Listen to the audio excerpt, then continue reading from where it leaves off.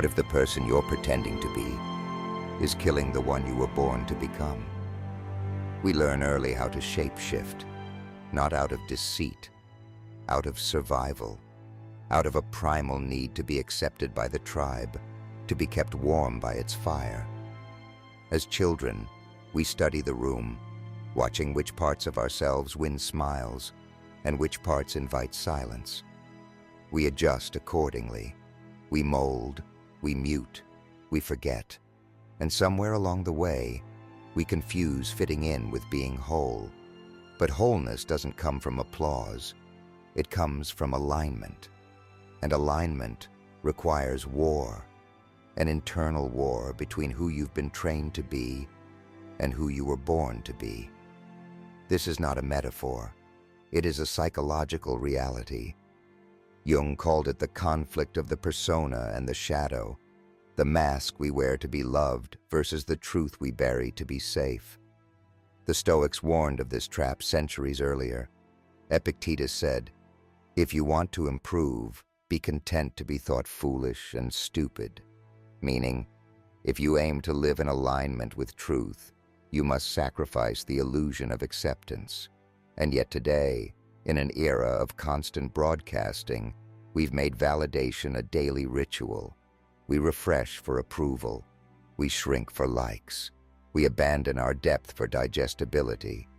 But what is the cost of living this way? You lose your voice. You lose your fire. You lose yourself. When you bend your being to fit every trend, you forget how to move from stillness. You become a reaction, not a creation. But there is a way back. The Stoic path does not promise ease. It promises freedom. And that freedom begins with this first principle: stop performing, start becoming.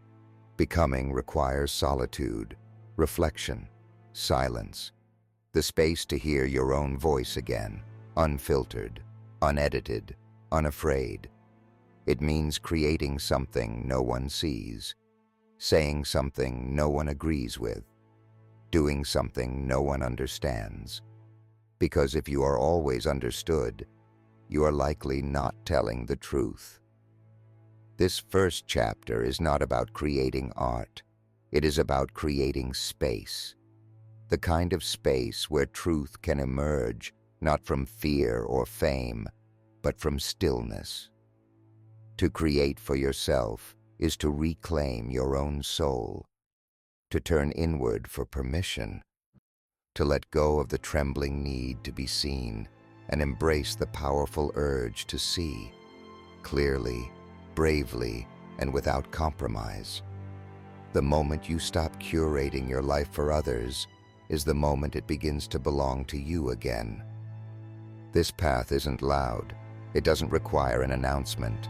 It's a quiet vow you take in the dark. I will not betray myself for approval ever again. And when you walk that vow day after day, choice after choice, something shifts. Your sense of self starts to regenerate. Not the self shaped by trends or trauma, but the self rooted in truth. Seneca said, "Let us train our minds to desire what the situation demands." The situation demands we reclaim the part of ourselves that never needed to be approved of in the first place. So we begin here, not with shouting, but with silence. Not with performance, but with presence. We return to the mirror, not the one made of glass, but the one made of conscience. Indifference to praise, immunity to ridicule, alignment with the self. This is how we start. Most people do not fail because they lack talent. They fail because they lack permission from themselves. There's a figure that follows us through life. It watches us from the corners. It haunts the edges of our decisions. Not a demon, not a muse, but something far more personal. The shadow artist. The part of us that longs to speak freely, act boldly, express deeply, but has been told it's safer to stay small. You know this part. It's the version of you that questioned too much, that loved too loudly, that held unpopular opinions, that instinctively knew how to rebel against the roles others wanted you to play. The shadow artist doesn't vanish. It retreats. Sometimes it shows up as procrastination, sometimes as self-sabotage, or indecision, or numbness. We call these things laziness or failure, but they're often signals, a disowned part of the self asking to be seen. Stoicism teaches us to master the self, but Jung teaches us that the self is not a monolith, it is a battleground. And if we do not acknowledge the shadow, we become ruled by it unconsciously. You say you want to live freely, but who is steering the wheel? Is it you, or the fear of being seen? Seneca warned, "No man is more unhappy than he who never faces adversity, for he is not permitted to prove himself." Facing your shadow is the first adversity. It is not external. It is not online. It is in your bones. It's the moment you realize your fear of failure is actually a fear of exposure. It's the voice that says, "If I really try, they'll see the truth, and maybe it won't be good enough." But the Stoic doesn't ask whether the world will accept their truth. They ask only, is it in line with virtue, with clarity, with courage? The path to becoming whole is not paved with praise. It's paved with painful honesty. And it starts with looking at the part of you that you've rejected and saying, "You belong." Your real life does not begin when it is perfect. It begins when it is honest. And honesty isn't glamorous. It's not a post. It's not a curated brand.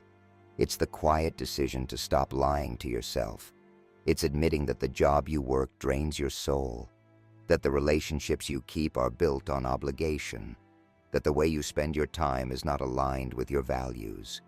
This is shadow work, not theory, not talk, but brutal awareness. The Stoic understands this as the first discipline, to see things as they are, not as we wish them to be. And once you see clearly, you have a choice. Bury it again, or bring it into the light. To live from your shadow is to hide in plain sight, but to integrate it is to become powerful, not in dominance, but in depth. You no longer fracture yourself to be tolerated. You become whole. You begin remembering all the times you betrayed yourself to keep the peace, all the moments you laughed along, stayed quiet, shrank. You feel the weight of it, not with shame, but with recognition. And that recognition is fuel. You realize the shadow is not your enemy. It's your origin. It contains your lost voice, your unfinished words, your true preferences, your full expression. And when you accept it, something shifts. You don't need to fight the world. You just stop abandoning yourself to fit inside it. Integration is not overnight. It's not a single moment of clarity. It's a practice, a daily dialogue, a turning toward yourself instead of away. You ask every morning, what truth am I avoiding? What part of myself needs to be welcomed? And when the answers come, you listen. You don't justify. You don't edit. You don't spin it to sound wise or strong or poetic. You just let it speak, and you stay with it. The Stoics trained for this kind of truth. Marcus Aurelius wrote, "If someone can prove me wrong and show me my mistake in any thought or action, I shall gladly change. I seek the truth, which never harmed anyone." This is what it means to be real, to welcome your truth without needing it to be pleasant. It also means recognizing that every time you've censored yourself, every time you let someone else's voice override your intuition, that was not failure. That was training. Training in what not to do. Training in what it feels like to live outside yourself. When you begin listening to the shadow, the discomfort is immediate, but so is the clarity. You begin to notice what you've tolerated, what you've explained away, what you've convinced yourself was just how life is. And slowly, a different story begins to form, a different posture. You stop apologizing for existing. You stop shrinking in rooms that were never built to hold you. You stop waiting, because that shadow, when integrated, becomes a source of vision. It sees what the polished self cannot. It knows what the masked self avoids. And when it leads, it doesn't need to impress. It only needs to tell the truth. You do not have to show the world yet, but you do have to show yourself. You have to witness the part of you that was exiled and invite it home, because that's where your energy has gone. That's where your voice has gone. That's where your clarity lives, not in pretending, but in permission. And from that permission, you will begin again, this time whole. It's easy to talk about authenticity. It's harder to live it when the cost is being misunderstood. We say we want to be free, but most of us secretly hope we can be free and still be liked by everyone. That illusion is what keeps us chained. Because the truth is, the more you begin to live in alignment with yourself, the more friction you will create with the world around you.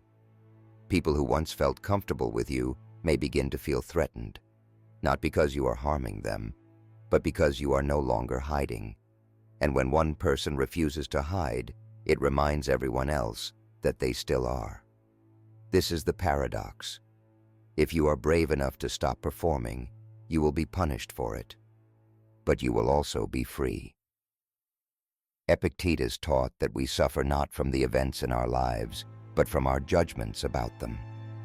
And one of the most brutal judgments we internalize is this: if someone disapproves of me, I must have done something wrong. That belief is a prison. The Stoic knows that virtue is not proven through popularity, but through principle. They understand that integrity has a cost, and they are willing to pay it. Jung understood this too.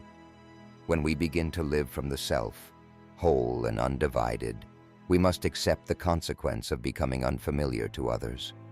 Because most relationships are not built on truth. They are built on agreement.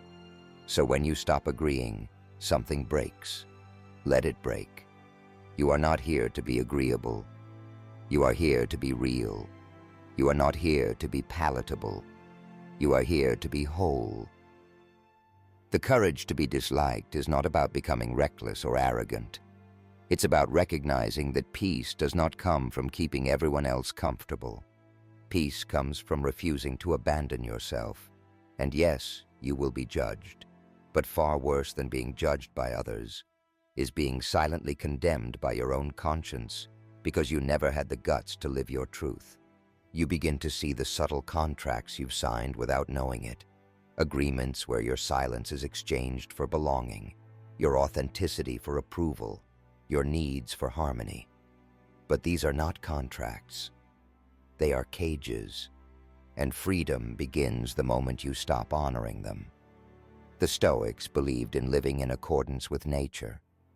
What is more natural than becoming what you are, without apology or delay? To do anything else is to betray your essence. This kind of courage is not celebrated. It is often resented.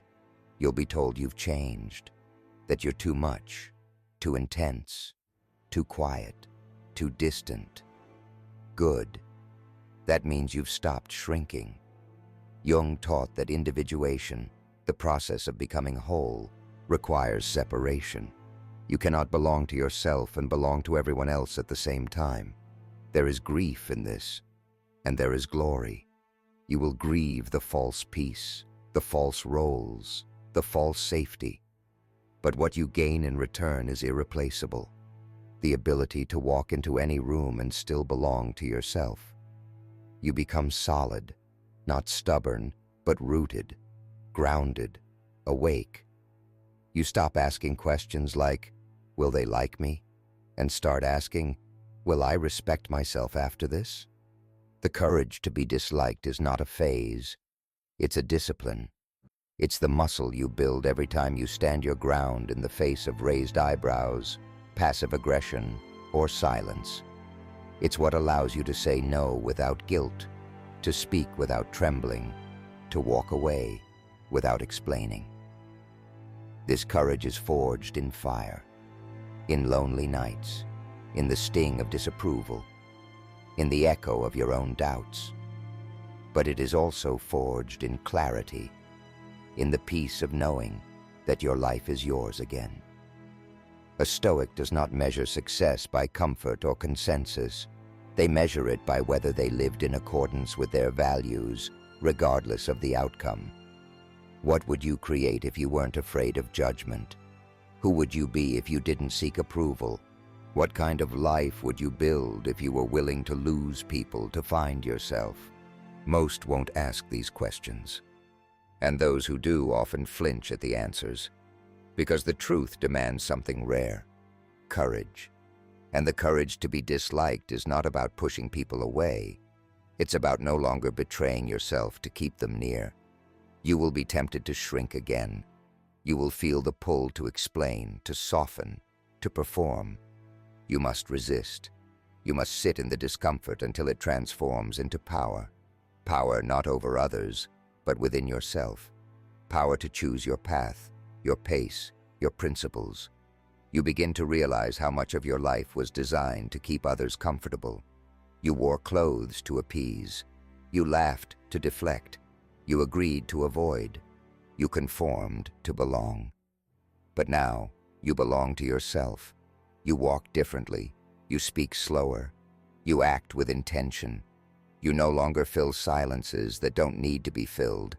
You become magnetic, not because you seek attention, but because you radiate conviction. You become unpredictable, not because you are erratic, but because you are no longer operating from fear. You are not for everyone.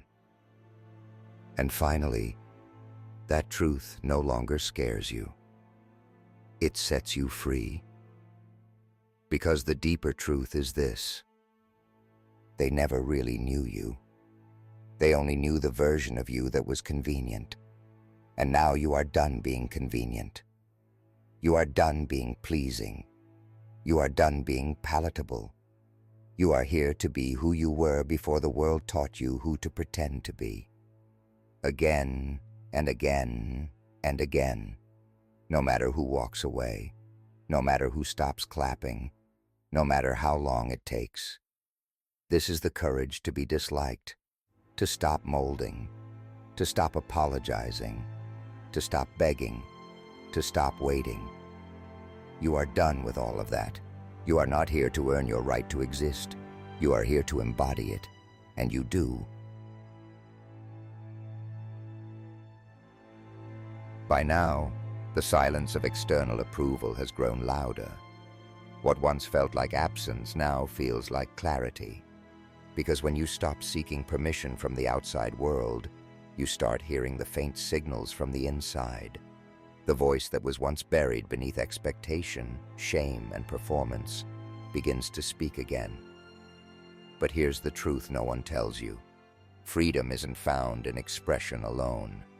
It's found in discipline, structure, limits. The Stoics knew this. Marcus Aurelius wrote, "You have power over your mind, not outside events. Realize this, and you will find strength." What is strength, if not the ability to hold your ground when everything around you is designed to sway you? We are constantly pulled by trends, by guilt, by the relentless demand to be seen, to be liked, to be available. But the person who builds a fortress within, who develops boundaries of the soul, becomes unshakable. This is not the kind of fortress made of arrogance or avoidance. It's not a wall to keep others out. It's a sanctuary that protects what's real. Self-respect is not a performance. It's not something you declare. It's something you maintain, daily, quietly, relentlessly. You keep your word to yourself. You protect your energy. You say no when it would be easier to say yes. You become the guardian of your own attention, because if you don't, someone else will. The world will gladly devour your time, your focus, your willpower. It will sell you 1,000 ways to numb your inner voice. It will convince you that rest is laziness, that stillness is weakness, that boundaries are selfish. But the Stoic knows, stillness is strength, restraint is power, and solitude is sacred. You don't need to be everywhere. You don't need to be everything. You just need to be rooted. And when you are, the chaos outside loses its grip. You no longer flinch when misunderstood. You no longer scramble to explain. You simply remain, anchored, aware, undivided. The fortress within is not about being untouchable. It's about being unwavering. And in a world addicted to reaction, nothing is more revolutionary than stillness. There comes a moment, quiet, undeniable, when you realize that to keep living the way you've been living would be a form of death. Not all at once, but slow, hollow, a kind of invisible decay. The Stoics called this the moment of prohoresis, the awakening of your rational will, the point at which you stop acting out of habit and start living from conscious choice. The moment you stop asking, "What do they expect of me?" and start asking, "What aligns with who I am becoming?" That moment is the beginning of your rebellion. But rebellion, in the truest sense, isn't noise. It isn't rage. It isn't drama. It is clarity. It is the silent decision to no longer betray yourself.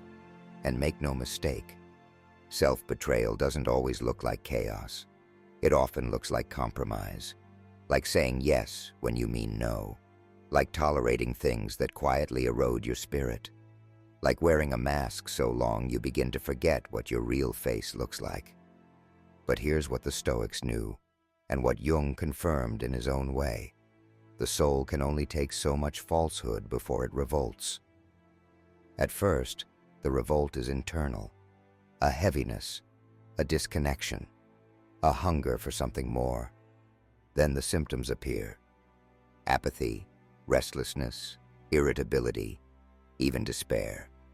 These are not defects. These are alarms. They are the soul's refusal to keep living a life it didn't choose.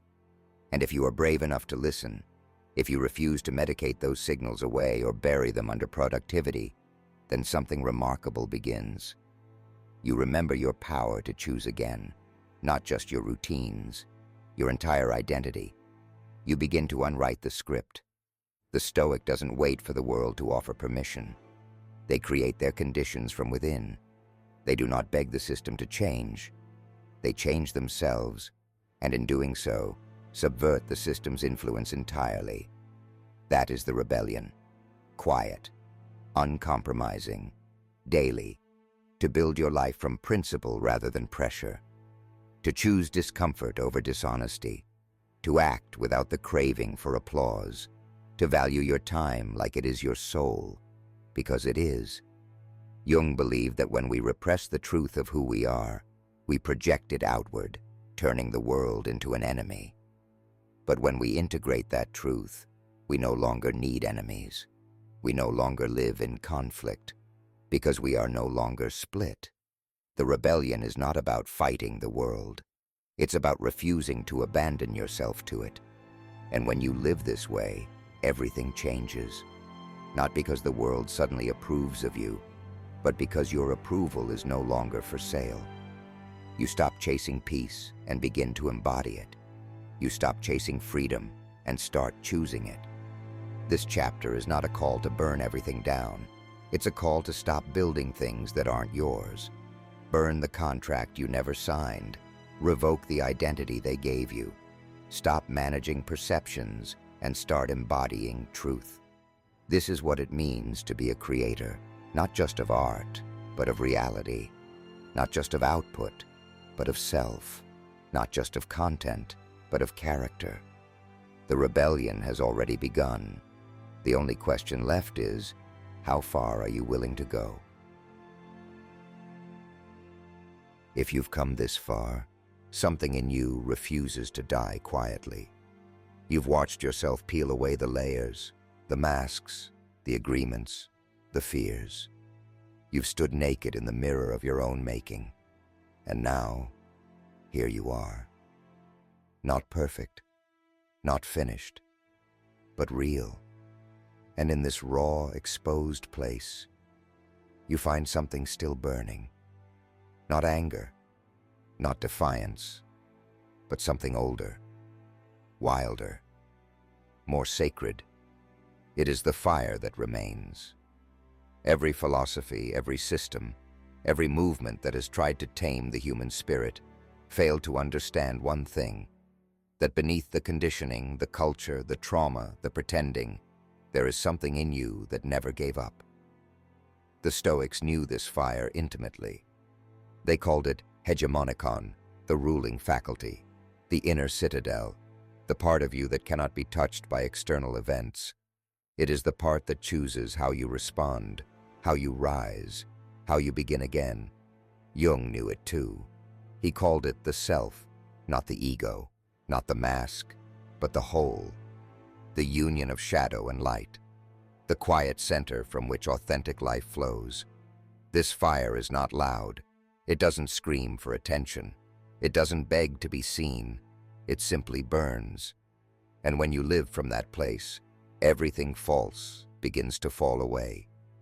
You no longer need to prove. You no longer need to chase. You no longer need to explain. You simply live, not as a reaction, but as a statement, not for applause, but from alignment. And from this place, you become dangerous, not because you want to harm, but because you can no longer be controlled. The world will still offer its temptations, comfort, distraction, validation, conformity. But when the fire is strong, you don't need any of it, because you are already lit from within. This is where the month of reclamation ends, and where your real life begins. A life directed from the inside, a life guided by your own hand, a life built not on approval, but on truth. Let them misunderstand you. Let them walk away. Let them say you've changed. You have. You've remembered what they wanted you to forget. You've returned to what was buried. You've reclaimed what was yours all along.